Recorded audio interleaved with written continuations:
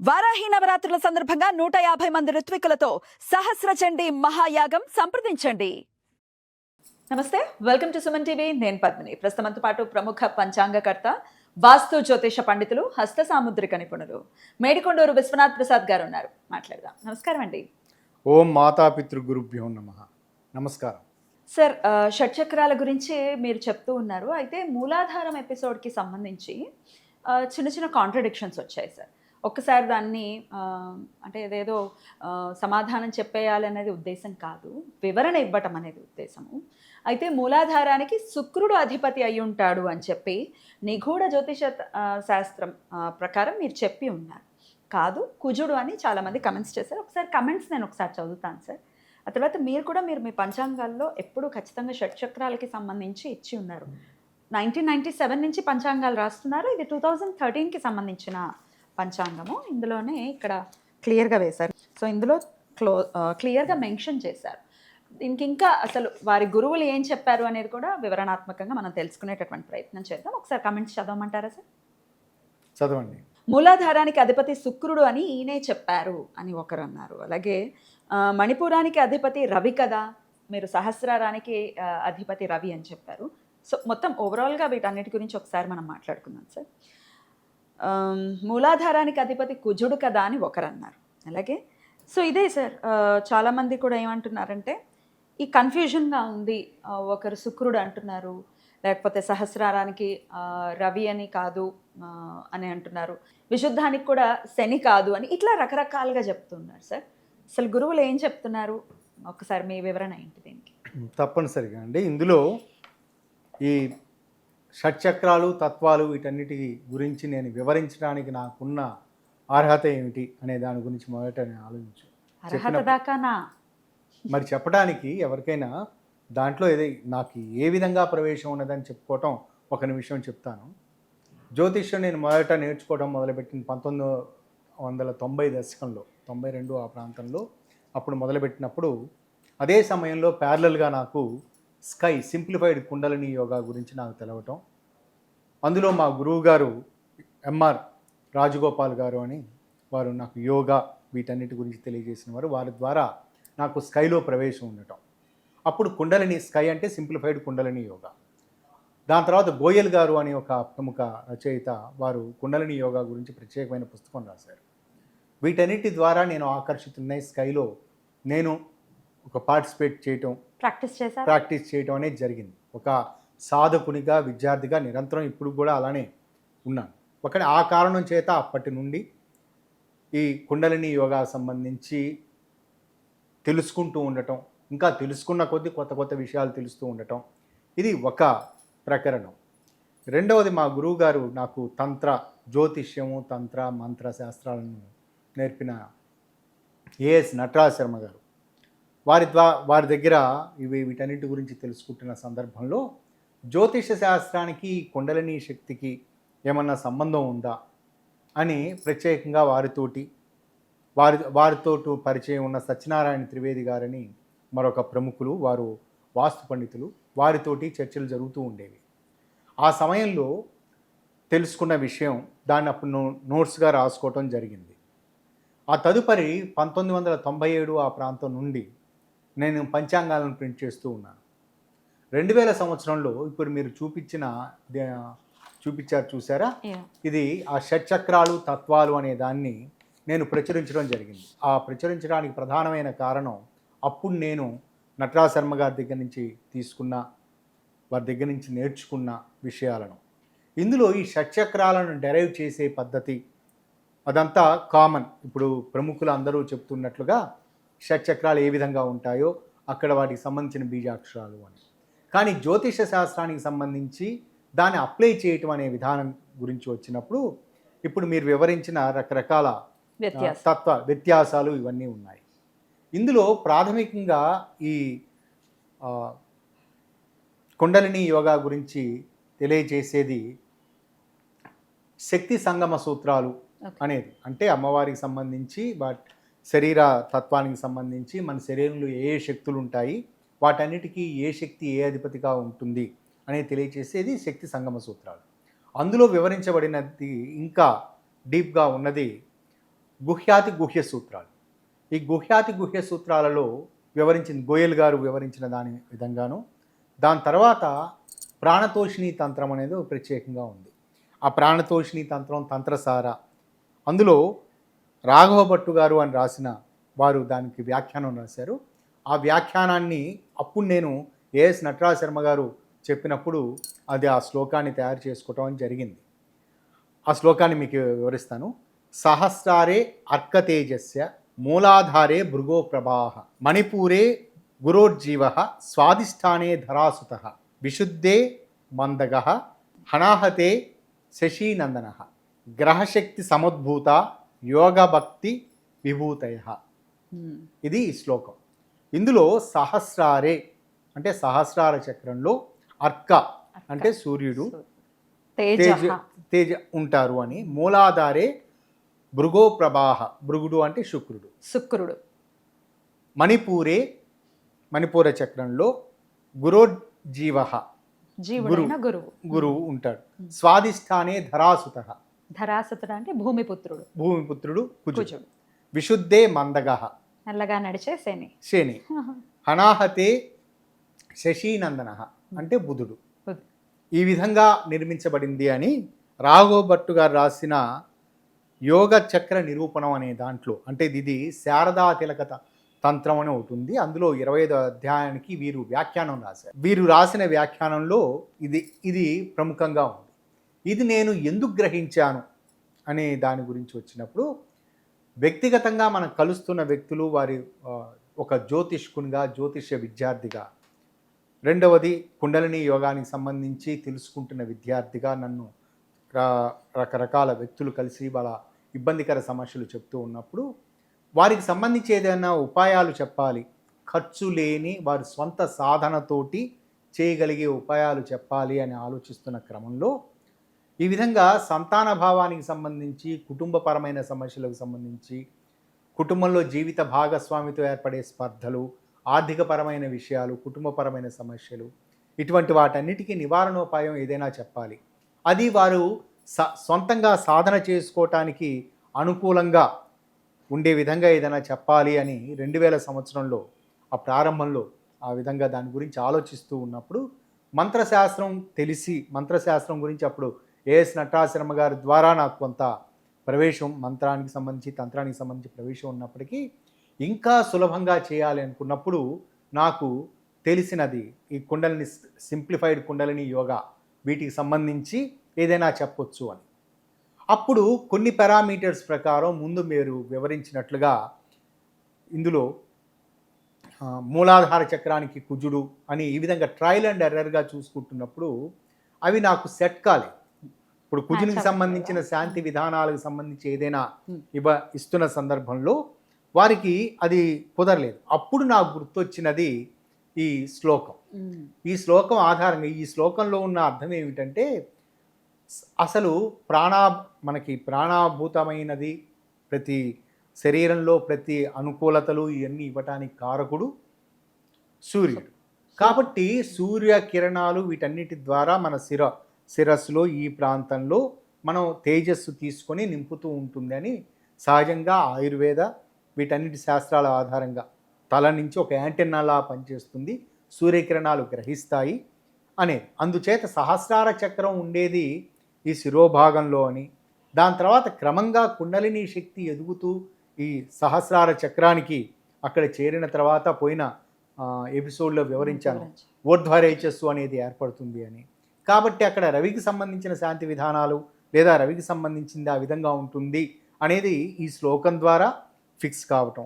రెండవది అప్లై చేయటం తర్వాత మొదట ఫిక్స్ చేసి ఆ విధంగా ఫిక్స్ కావటం. దాని తర్వాత మనకు సంబంధించి జీవించి ఉన్నంత వరకు మనకుండే అనుభూతులు, మనం చేసే ప్రతి పని, ప్రతి దానికి శుక్రుని యొక్క కారకత్వం ఉంటుంది.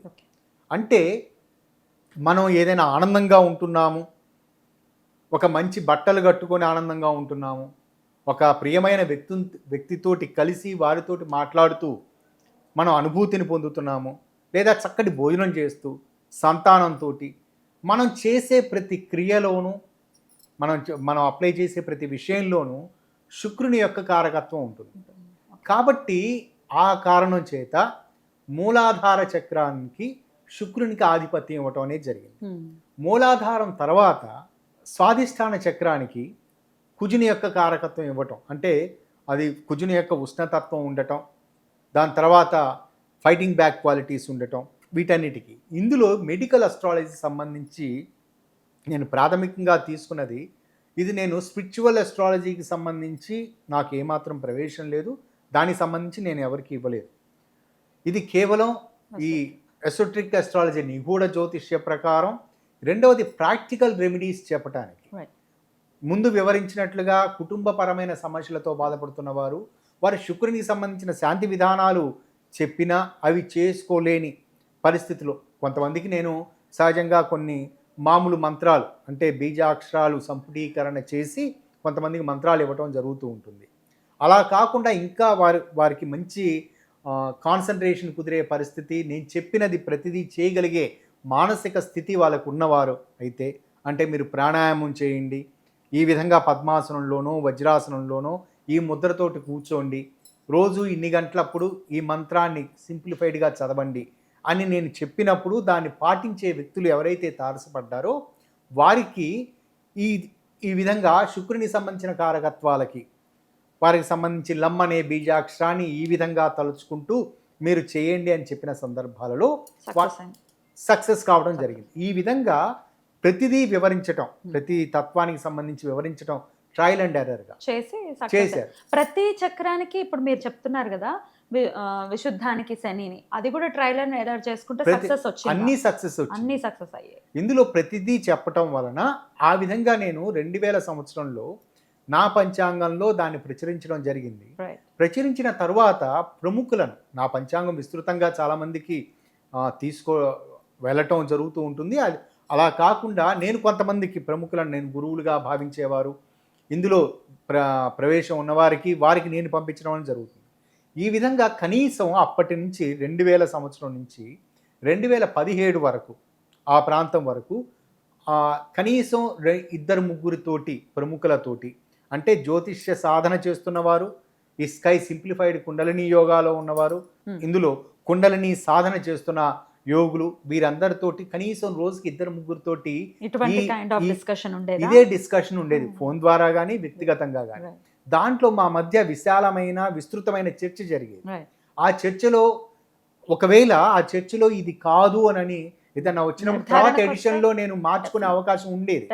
కానీ ఆ చర్చలో ఇది మనం అనుసరిస్తున్న పద్ధతి కరెక్టే అని నేను ఉదాహరణలు తీసుకోవటం, ప్రతి శాంపిల్కి ఒక్కొక్కరికి చెప్పిన దాంట్లో ప్రతి శాంపిల్కి కనీసం 1000 మందికి నేను అప్లై చేసిన శాంపిల్ తీసుకుని 1000 మందికి అప్లై చేశారు కదా, సక్సెస్ రేట్ ఏంటి సార్ 1000లో?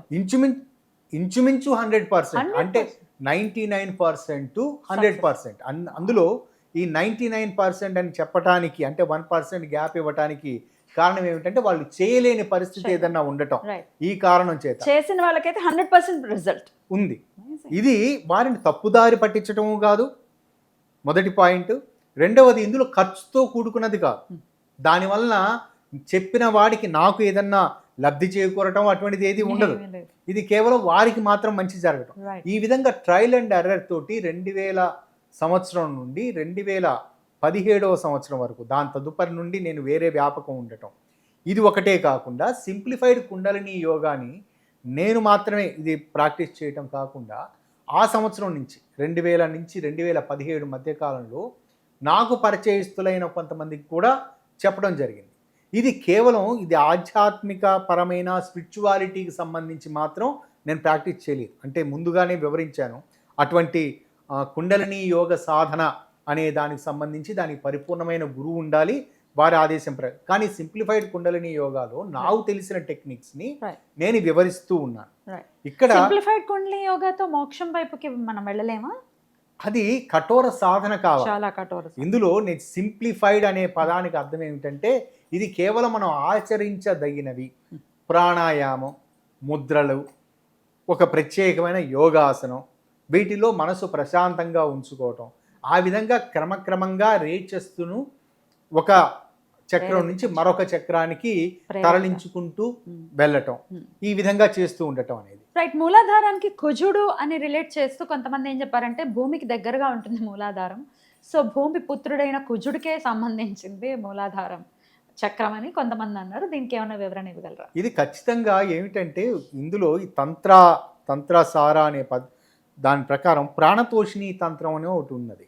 ప్రాణతోషిణి తంత్రంలో ఇప్పుడు నేను చెప్పిన వాటిల్లో ఇవే కొనసాగిస్తూ రెండు చిన్న మార్పులు అందులో ఉన్నాయి. అందులో అనాహత చక్రానికి చంద్రుడు అధిపతి అని, ఆజ్ఞా చక్రానికి బుధుడు అధిపతి అని వివరించడం జరిగింది. అంటే స్కూల్ ఆఫ్ లెర్నింగ్లో చాలా తేడాలు ఉన్నాయి. ఇందులో కుజుడికి అధిపతిగా ఇస్తూ ముఖ్యంగా ఈ లలితా సహస్రనామ విశ్లేషణ చేసే క్రమంలో అది చేస్తున్న వారు ఆ విధంగా లలితా సహస్రనామాల్లో వివరిస్తూ ఉన్నప్పుడు ప్రతి చక్రాన్ని వివరిస్తూ ఉండటం జరిగింది. అందులో ఆ పోలిక ఆ విధంగా విశ్లేషణ రావడానికి కారణమైంది. బహుశా మీరు చెప్పిన ఆర్డర్లోనే ఉంటుందా? లేదు, మీరు ఇప్పుడు అడిగారు కదా కుజుని యొక్క కారకత్వం మూలాధారానికి ఇవ్వటానికి అని. అది లలితా సహస్రనామ విశ్లేషణ చేస్తూ ఉన్నప్పుడు విశ్లేషకులు వారు పొందిన అనుభూతి, వారికి ఉన్న నాలెడ్జ్ వాళ్ళకి వివరించారు. కానీ అది బహుశా కరెక్ట్ కావచ్చు. నా ప్రాక్టికల్ ఇందులో నేను రెమిడియల్ మెజర్స్లో ఇది తీసుకుంటున్నప్పుడు నన్ను ఆకర్షించినది ప్రాథమికంగా నేను మొదట నేర్చుకున్నది, ఇది మీకు వివరించాను కదా, రాఘవ భట్టు గారు వ్రాసిన దాంట్లో దాని గురించి మా గురువు గారు చెప్పిన శ్లోకం. దీన్ని నేను అప్లై చేయటం వలన నాకు అనుకూలమైన ఫలితాలు వస్తున్నాయి. నన్ను కలిసిన ఇందులో నేను ముందు వివరించినట్లుగా ప్రతి శాంపిల్ని నేను ఒక 1000 శాంపిల్స్ తీసుకుని దాంట్లో వీరికి అప్లై చేశాను. వీరికి మంచి ఫలితాలు ఉన్నాయి. ఇది వచ్చిన తర్వాత మాత్రమే నేను బహిరంగంగా చెప్పడం జరిగింది. ఇది కేవలం ఈ ఒక్క ఛానల్లో మాత్రమే కాకుండా నేను గతంలో జెమినీలో చేస్తున్న సమయంలో అప్పుడు ఇంకా ఒక నిర్ధారణకి శాంపిల్స్ని అప్లై చేసే క్రమంలో ఉన్నారు. జెమినీలో చేస్తున్నప్పుడు కూడా అందులో కూడా బహిరంగంగా ఇదే విధంగా చెప్పాను. ఈ విధంగా మీకు ఏదైనా సమస్య ఉన్నట్లయితే ఈ చక్రానికి, ఈ తత్వానికి, గ్రహస్థితికి ఇటువంటి గ్రహాన్ని గ్రహం ఆధిపత్యం ఉంటుంది కాబట్టి మీరు ఈ విధంగా చేయండి అని. అంటే ప్రత్యేకంగా అందులో మీరు ఇందాక కామెంట్స్లో వారు చెప్పినట్లుగా నేను మాత్రమే ఆధిపత్యం ఇచ్చాను అనేది కరెక్ట్ కాదు. నాకు నా గురువుల నుంచి అందులో మీకు ప్రామాణికంగా చెప్పాను కదా, ఆ విధంగా నా ప్రాక్టీస్లో నేను అవి కరెక్ట్ అని నమ్ముతున్నాను. దాని అర్థం బహుశా ఆధ్యాత్మిక పరమైన విషయాల్లో స్పిరిచువాలిటీకి సంబంధించి బహుశా తేడాలు ఉండొచ్చేమో. వాటి గురించి నాకు తెలియదు కాబట్టి నేను దాని గురించి కామెంట్ చేయలేను. నాకు తెలిసిన విషయం గురించి మాత్రం నేను వివరణ ఇవ్వగలను. బ్యూటిఫుల్గా ఎక్స్ప్లెయిన్ చేశారు సార్. డెఫినెట్గా ఇంత ప్రాక్టీస్ చేసిన తర్వాత, అలాగే మీరు ఇందాక చెప్పినట్టుగా ప్రముఖులతో ఇంత డిస్కస్ చేసుకున్న తర్వాత ఖచ్చితమైన నిర్ధారణకు వచ్చి అలాగే అప్లై చేసిన తర్వాత మాత్రమే మీరు బహిరంగంగా దీని గురించి చెప్పడం జరిగింది. చక్కగా ఎక్స్ప్లెయిన్ చేశారు సార్. హోప్ మీకు ఇది అర్థమైందని అనుకుంటున్నాను. సో ఒకసారి డిఫరెంట్ టైప్స్ ఆఫ్ బుక్స్ మీరు చదివిన తర్వాత కమెంట్స్ పెడితే అర్థవంతంగా ఉంటుంది. ఊరికే ర్యాండమ్గా పెట్టేస్తే there is no use. But then మీరు కమెంట్ పెట్టినందుకు ఒక వివరంగా ఒక వీడియో చేసుకునే అవకాశం నాకైతే వచ్చింది. నేను అదృష్టంగానే భావిస్తున్నాను. ఇప్పుడు ఇంకాస్త అర్థమైంది ఈ షట్చక్రాలకి సంబంధించి. ఇప్పుడు ఏదైనా నేను నెక్స్ట్ వీడియోస్లో ఎవరినైనా అడగడానికి కూడా నేను దీన్ని ఒక సోర్స్ లాగా తీసుకొని కూడా అడగచ్చు కదా సార్? అడగచ్చు. ఇది ఇక్కడ ఈ విధంగా చర్చ జరగటం అనేది చాలా అవసరమైన, అభినందనీయమైన విషయం. ఎందుకంటే ఆ వీడియో చూసిన వారికి ఆల్రెడీ అందులో పరిజ్ఞానం ఉండొచ్చు. వారు తెలిసిన పరిజ్ఞానాన్ని వాళ్ళు ప్రకటిస్తున్నారు. నాకు తెలిసిన పరిజ్ఞానాన్ని నేను ప్రకటిస్తున్నాను. ఈ కారణం చేత విస్తృతమైన చర్చ అనేది జరుగుతుంది. ఏమీ తెలియని వారికి కుండలిని శక్తి అనేది ఒకటి ఉన్నది అని, దాని మీద ఇటువంటి అనేది తెలిసే అవకాశం ఉంటుంది. ఇంకా విస్తృతమైన చర్చ జరగాలి. ఇందులో చాలా మంది నేర్చుకోవాల్సిన అంశాలు చాలా ఉంటాయి కదా. కాబట్టి ఇదేమి ఆక్షేపణీయమైన విషయంగా నేను పరిగణలోకి తీసుకోను, అభినందనీయమైన విషయంగానే పరిగణిస్తాను. That's the beauty in you. Thank you, sir. Namaste. నమస్కారం.